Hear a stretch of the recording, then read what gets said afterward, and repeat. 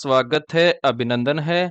आज की क्लास में हम 21 क्वेश्चन का एनालिसिस करेंगे जो किसी ना किसी एग्जाम में आए हुए क्वेश्चन हैं और ये आज की हमारी 14वीं क्लास है अर्थात पार्ट 14 है। तो आज का पहला क्वेश्चन देखिए, निम्नलिखित में से किस वर्ष में संविधान में पहला संवैधानिक संशोधन अधिनियम शामिल किया गया था? तो वो शामिल किया गया था कब? 1951 में शामिल किया गया था। ऑप्शन नंबर 2 हमारा क्या हो गया है? आंसर हो गया है।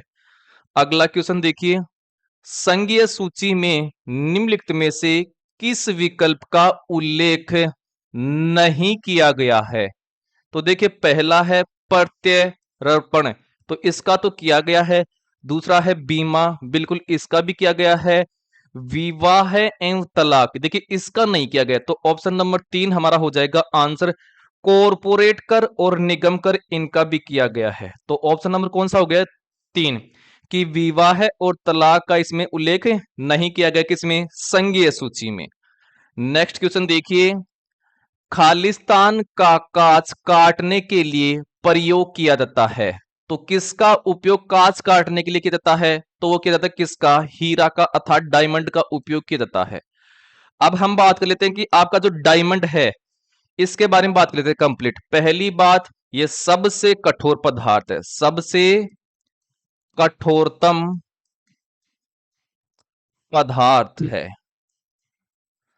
दूसरा है, ये जो हीरा है ये आपका क्या होता है? रंगहीन होता है। हीरा रंगहीन होता है। ये क्या है? एक पारदर्शी पदार्थ है। क्या है? ट्रांसपेरेंट है, पारदर्शी पदार्थ है। और इसकी संरचना है किसकी? इस हीरे की। इसकी संरचना होती है चतुष्फलकीय। चतुष्फलकीय संरचना होती है। और हीरा आपका जो है ये विद्युत का कुचालक होता है, विद्युत का कुचालक होता है। इसके अलावा आपको ध्यान रखना है, हीरे का जो विशिष्ट घनत्व होता है, विशिष्ट घनत्व ये आपका होता है कितना? 3.51 होता है। इसके अलावा हीरा है ये किसका अपरूप है? ये कार्बन का अपरूप है, कार्बन का अपर रूप है। अब बात कर लेते हैं किसके बारे में? ग्रेफाइट के बारे में। तो आगे हमारे पास आता है ग्रेफाइट।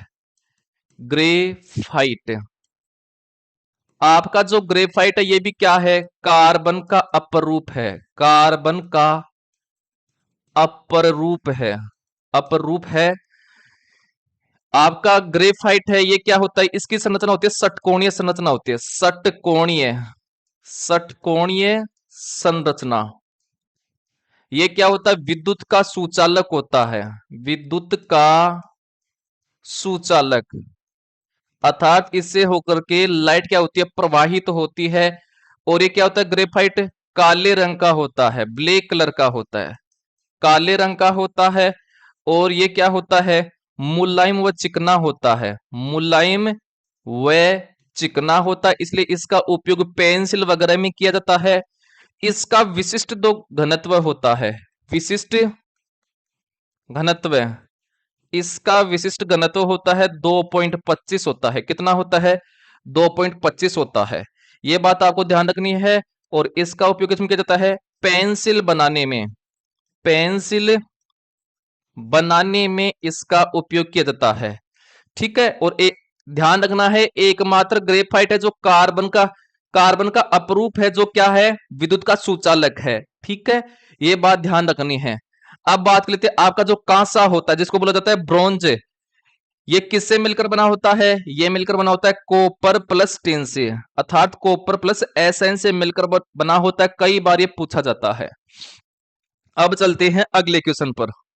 अगला देखिए, पौधे खालिस्तान की प्रक्रिया से गैसों का आदान प्रदान करते हैं, तो वो करते किसके द्वारा? विसरण के द्वारा। तो ऑप्शन नंबर 4 हमारा हो जाएगा आंसर। अब देखिए विसरण क्या होता है? विसरण होता है पदार्थ की, पदार्थ की उच्च सांद्रता से, उच्च सांद्रता से निम्न सांद्रता की ओर, निम्न सांद्रता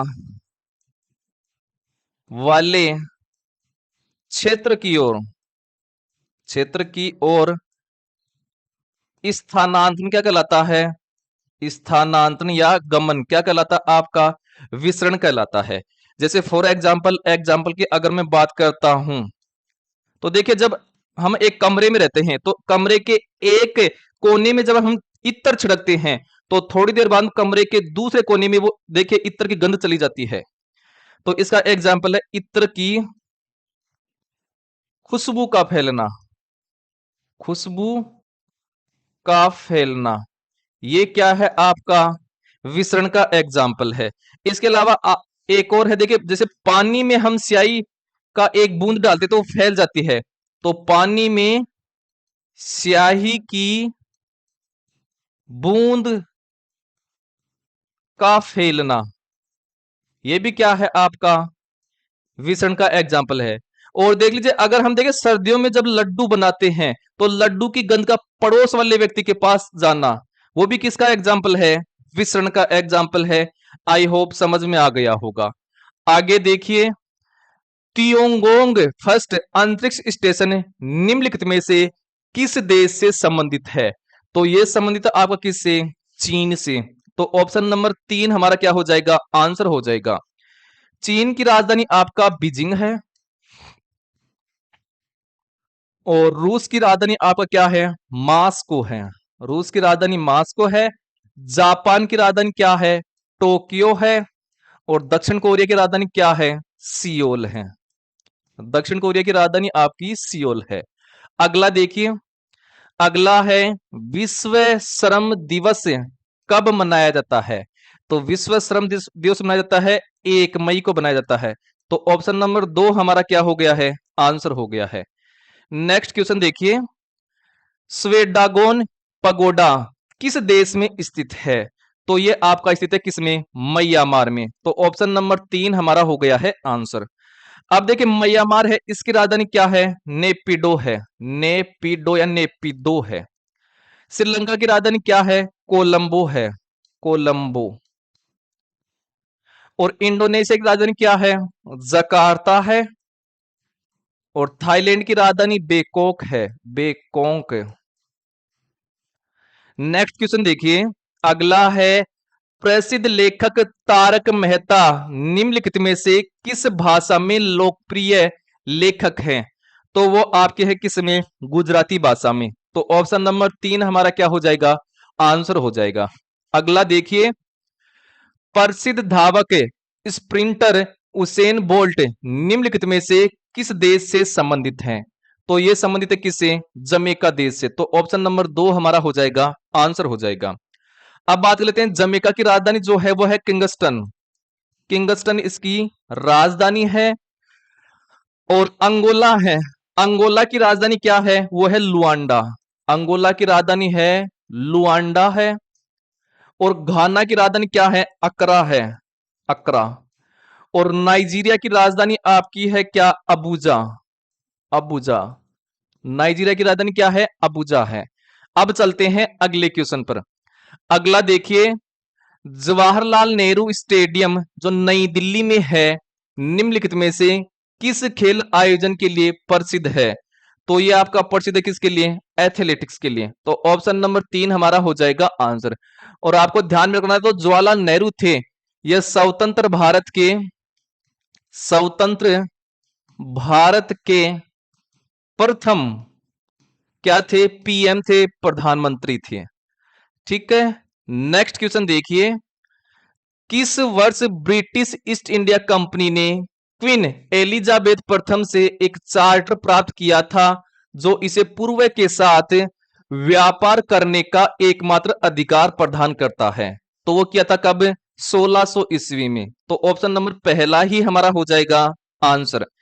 नेक्स्ट क्वेश्चन देखो, अगला है कर्नाटक युद्ध खालिस्तान के बीच लड़ा गया था। तो ये लड़ा गया था आपका अंग्रेजों और फ्रांसीसियों के बीच। तो ऑप्शन नंबर पहला ही हमारा क्या हो जाएगा? आंसर हो जाएगा। अगला देखिए, भारत में आर्मी चीफ, आर्मी स्टाफ के प्रमुख पद है, तो वो है आपका किसका? जनरल का। किसका है? जनरल का है। तो ऑप्शन नंबर कौन सा हो जाएगा? पहला ही हमारा हो जाएगा आंसर। नेक्स्ट क्वेश्चन देखो, सिंधु घाटी सभ्यता के सभी प्रमुख केंद्रों में खालिस्तान मूर्तियों की ढलाई लोकप्रिय थी, तो वो किसकी थी?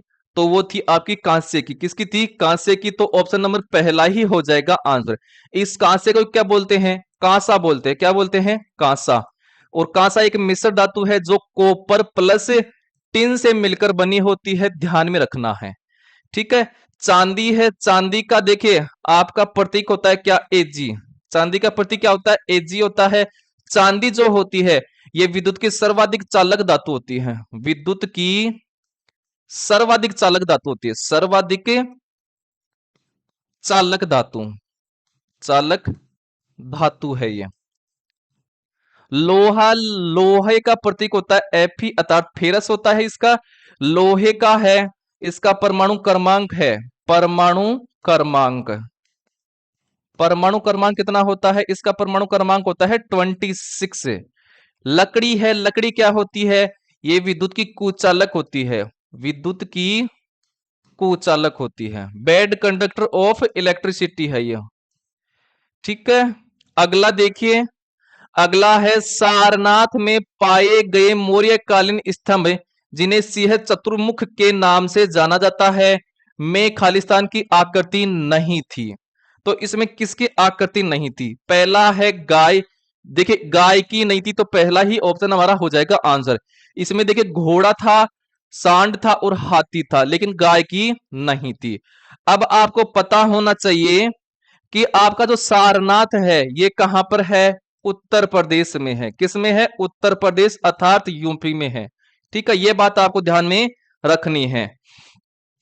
अगला देखो, निम्नलिखित प्रकार की मिट्टी को इसकी व्यापक रूप से ज्ञात विशेषता से मेल हमें करना है। पहला है हमारे पास काली मिट्टी। तो काली मिट्टी की विशेषता क्या है? तो काली मिट्टी है ये आपके ढक्कन पठार में प्रचलित है, तो इसके लिए तो आ जाएगा कौन सा? के। आगे हमारे पास है लेटेराइट मिट्टी। जो लेटेराइट मिट्टी है इसकी क्या विशेषता है? तो लेटेराइट मिट्टी है ये है आपकी ईंटों काटने के लिए प्रयोग किया जाता है। लेटेराइट का क्या किया जाता है? ईंटों काटने के लिए प्रयोग किया जाता है, तो इसके लिए आ गया पी नंबर। ठीक है। अब बात कर लेते हैं जो खारी है। खारी है ये क्या होती है? आपकी अनुपजाऊ मिट्टी होती है। क्या होती है? अनुपजाऊ, अनफर्टाइल, फर्टाइल मिट्टी होती है। और आपकी जो शुष्क मिट्टी है ये क्या होती है? ये आपकी सामान्य नमक प्राप्त किया जाता है, इससे सामान्य नमक प्राप्त किया जाता है। अब देख लीजिए कौन सा उप गया है। तो एफ में तो कौन सा है? के है। देखिए एफ में के कहां पर है?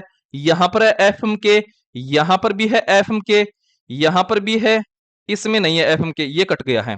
आप चेक कर लो लेटेराइट डी के साथ आ रहा है कौन सा? पी। तो डी के साथ पी यहां पर है, डी के साथ पी यहां पर भी है, डी के साथ पी यहां पर नहीं है, ये कट गया है। अब देख लो आपके एक के साथ खारी के साथ आ रहा है अनुपजाऊ, मतलब एक के साथ टी आ रहा है। देखिए एक के साथ यहां पर टी है, एक के साथ यहां पर क्यू है, तो ये कट गया है। ऑप्शन नंबर पहला ही हमारा क्या हो जाएगा? आंसर हो जाएगा। अगला देखिए, खालिस्तान नदी उत्तर भारत और दक्षिण भारत के बीच पारंपरिक सीमा बनाती है, तो वो बनाती है कौन सी नदी? नर्मदा नदी। ऑप्शन नंबर पहला ही हमारा हो जाएगा आंसर। अब सुनिए, जो नर्मदा नदी है ये एमपी मतलब मध्य प्रदेश के अमरकंटक है, अमरकंटक से क्या होती है? उद्गम होता है इसका। और ये गिरती कहां पर है? ये खंबात की खाड़ी में गिरती है। खंबात की खाड़ी, वहां पर ये गिरती है, खंबात की खाड़ी में गिरती है। नर्मदा नदी है ये आपके तीन राज्यों से होकर के तीन राज्यों में बहती है। पहला तो हो जाएगा एमपी, दूसरा हो जाएगा महाराष्ट्र, महाराष्ट्र, और तीसरा क्या हो जाएगा? तीसरा हो जाएगा आपका गुजरात। क्या हो जाएगा? गुजरात हो जाएगा, गुजरात। ठीक है। अब देखिए नर्मदा नदी को क्या कहा जाता है? एमपी की जीवन रेखा कहा जाता है, मध्य प्रदेश की जीवन रेखा, एमपी की जीवन रेखा कहा जाता है, जीवन रेखा। ठीक है। अब चलते हैं अगले क्वेश्चन पर। अगला देखिए, एक एकल स्वास्थ्य बीमा पॉलिसी जो पूरे परिवार के अस्पताल में होने वाले खर्चों का ख्याल रखती है उसे आमतौर पर संदर्भित किया जाता है। तो उसको संदर्भित किया जाता है किसके द्वारा? पारिवारिक फ्लोटर के द्वारा। तो ऑप्शन नंबर पहला ही हमारा क्या हो जाएगा? आंसर हो जाएगा। अगला क्वेश्चन देखिए, अगला है मानव हृदय कक्षों के संकुचन को खालिस्तान कहा जाता है। तो वो कहा जाता है क्या? सिस्टोल। क्या कहा जाता है? सिस्टोल। ऑप्शन नंबर पहला हो गया है आंसर। मतलब जब हृदय का संकुचन होता है उसको कहा जाता है सिस्टोल। तो डायस्टोल किसको कहा जाता है? तो जब हृदय क्या होता है? हृदय आपका जब फूलता है ना, फूलना, ऐसे समझिए हृदय का फूलना। एक तो क्या होता है? संकुचन, एक होता है अनुशिथिलन। तो हृदय का अनुशिथिलन, अनुशिथिलन का मतलब क्या होता है? फूलना। ठीक है, अब सुनिए, देखिए एक मानव हृदय है, इसका सिस्टोल कितना होता है? मानव हृदय का सिस्टोल होता है कितना? 120 mm ऑफ Hg। और डायस्टोल कितना होता है? ये होता है 80 mm ऑफ Hg होता है। अगर हमें पूछे एक सामान्य स्वस्थ व्यक्ति का बीपी, सामान्य स्वस्थ व्यक्ति, स्वस्थ व्यक्ति का बीपी मतलब ब्लड प्रेशर, बीपी वो होता है 120/80 mm ऑफ Hg। ये होता है एक स्वस्थ व्यक्ति का बीपी। ठीक है, रक्त दाब होता है। ठीक, अब सुनिए, मानव जो हृदय होता है, मानव जो हृदय होता है, इसके हृदय में कितने कोष्ठ होते हैं, कितने चेंबर होते हैं? वो होते हैं 4 चेंबर। इन 4 चेंबर में क्या होते हैं? 2 तो आलिंद होते हैं, 2 तो आलिंद होंगे, और 2 क्या होंगे? नीले होंगे। 2 क्या होंगे? नीले। ये बात आपको ध्यान में रखनी है। और आपको ध्यान में रखनी है कि मानव हृदय में जो रक्त है वो हृदय में 2 बार प्रवेश करता है। हृदय में रक्त 2 बार प्रवेश करता है, 2 बार प्रवेश करता है। इसलिए मानव हृदय में द्विसंचरण, द्वि परिसंचरण पाया जाता है। परिसंचरण, द्विपरिसंचरण पाया जाता है। डबल सर्कुलेटरी सिस्टम पाया जाता है। कई बार क्वेश्चन आता है कि मानव में कौन सा परिसंचरण पाया जाता है? एकल परिसंचरण तंत्र, द्विपरिसंचरण तंत्र, या त्रिपरिसंचरण तंत्र, ऐसे ऑप्शन देता है वो। ठीक है, ये बात आपको ध्यान में रखनी है। और ध्यान में रखना है रक्त का पीएच कितना होता है? तो रक्त का पीएच होता है 7.4 होता है। मतलब 7.4 है तो मतलब रक्त है ये क्या है? आपका क्षारीय प्रकृति का होता है। और रक्त क्या है? एक संयोजी उत्तक है। रक्त क्या होता है? उत्तक होता है। और कौन सा उत्तक है ये? संयोजी उत्तक है। ये लीजिए